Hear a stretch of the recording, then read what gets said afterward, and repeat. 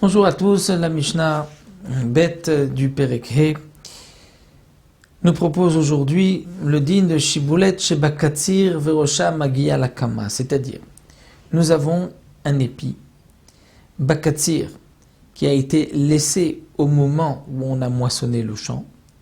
Cet épi n'a pas été coupé. Verosha, et le haut de cet épi, Magia Lakama, il touche, il est à côté d'autres épis de blé qui n'ont pas été encore coupés. Une partie kama, donc du blé qui est debout. Et qui pourrait donc être coupé en même temps. C'est-à-dire que si on venait à couper cette kama, ce blé qui est debout dans le champ, on pourrait aussi au passage prendre cet épi qui a été laissé. Alors quel est le din de cet épi? Est-ce qu'il appartient aux pauvres ou est-ce que c'est aux propriétaires? Tout dépend. Si on peut couper cet épi avec la kama, c'est-à-dire avec le reste du blé qui est dans le champ, alors Arishel Balabait, c'est pour le Balabait, pour le propriétaire du champ. Vimla Vesino, Arishel Aniim, c'est pour les pauvres. On apprend d'un pasouk que lorsque cet épi, qui normalement pourrait être laissé aux pauvres, puisqu'il a été peut-être même oublié, c'est vrai qu'il y a une machloket dans les Rishonim, est-ce que cette Shiboulet Shebakatsir rentre dans la catégorie de shichra, d'un oubli ou de leket. D'un côté, il n'a pas été encore coupé, donc peut-être que ce n'est pas du leket, c'est plutôt shichra. Shichra, nous savons que c'est généralement un tas qui a été oublié. Donc c'est pour cela que ici nous avons une machloket. Dans les Rishonim, est-ce qu'il s'agit d'un cas de leket ou un cas de shichra? Mais de toutes les manières, le din est le même, donc ce qui a été oublié et qui pourrait être coupé avec la kama, si on peut la couper, on peut couper cet épi avec les autres épis de blé qui sont encore debout, c'est pour le propriétaire, sinon c'est pour les pauvres. Shibolet shel leket shenitarva bagadish. Nous avons un épi de leket, c'est-à-dire qui était tombé, qui appartient donc aux pauvres, qui s'est mélangé bagadish avec tout un tas d'autres épis de blé appartenant aux propriétaires. Donc bien sûr, il faut donner aux pauvres au moins un épi. Le problème est que le leket n'a pas d'obligation de trumot ou maasrot, des prélèvements qu'on doit normalement donner aux Kohen et aux Lévi, étant donné que c'est hefker, c'est pour les pauvres, et la Torah a dit que tu laisseras aux pauvres, et donc il n'y a pas d'obligation de prélever Trumot ou Maasrot. Mais sur le Gadish, sur les autres épis, là il y a une obligation.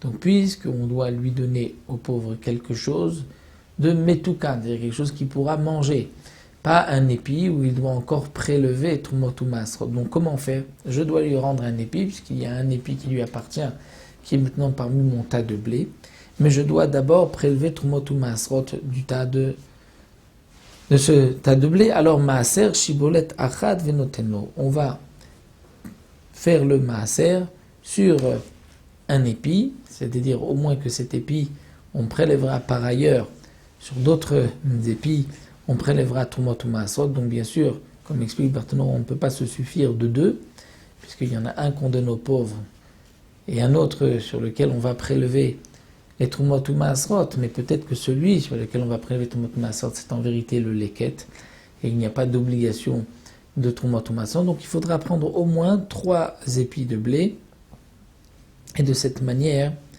on pourra prélever d'un sur les autres et donner au moins un épi aux pauvres. Donc Maaser Shibolet Arnotelno, on prélèvera tous les prélèvements de Trumot ou Maasrot d'un épi, et on lui donnera ensuite aux pauvres, afin que le pauvre puisse recevoir quelque chose qu'il pourra consommer tout de suite. Hamar Rabbi Eliezer, mais Rabbi Eliezer n'est pas d'accord.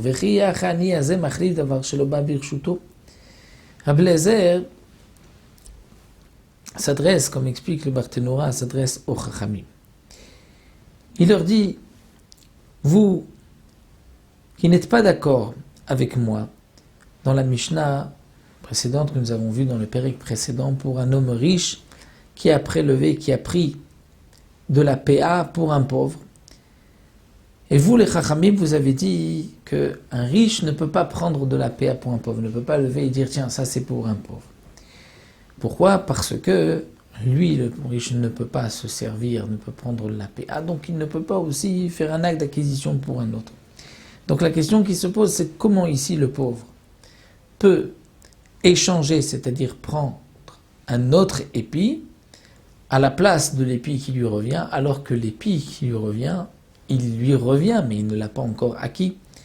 Donc, à ce pauvre n'appartient pas encore d'épi, et tu es en train de lui faire un échange pour acquitter le propriétaire, mais le propriétaire ne peut pas faire un échange, dire tiens, je te donne cet épi contre celui qui est chez moi, étant donné que celui qui est là mélangé n'est pas encore la propriété du pauvre. Alors, comment faire?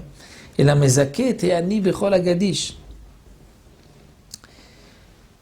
Qu'est-ce qu'on va faire d'après vous, donc les chachamim, donc encore d'après moi, Rabbi Eliezer, on pourrait s'arranger, puisque le propriétaire peut faire un kinyan, mais pour vous, les chachamim, mezaké était ani bechol agadish. Donc le propriétaire va dire au pauvre, voilà, je te fais acquérir tous les épis de blé de ce tas.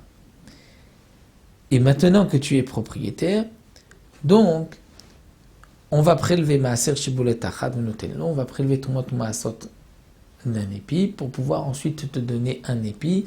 Et en te le donnant, on fait un échange avec l'épi qui t'appartient. Et donc, de cette manière, le pauvre peut échanger et le propriétaire pourra garder tout le reste sans avoir chez lui un autre épi qui ne lui appartient pas. Donc, bien sûr, puisqu'il donne un épi, donc il ne gagne rien. Le problème est juste une question de propriété. On ne peut pas garder quelque chose qui ne nous appartient pas. Si le pauvre n'a pas encore acquis cet épi de l'équette, il ne peut pas l'échanger contre un autre. Et donc le propriétaire, donc même si le pauvre a gagné, récupérera un épi, mais le propriétaire a peut-être un épi chez lui qui ne lui appartient pas. Donc pour cela, il faut faire un kinyan sur tout le gadish et ensuite faire cet échange. Voici donc pour cette deuxième Mishnah. On se retrouvera Bezrat Hashem pour la Mishnah Gimel la prochaine fois.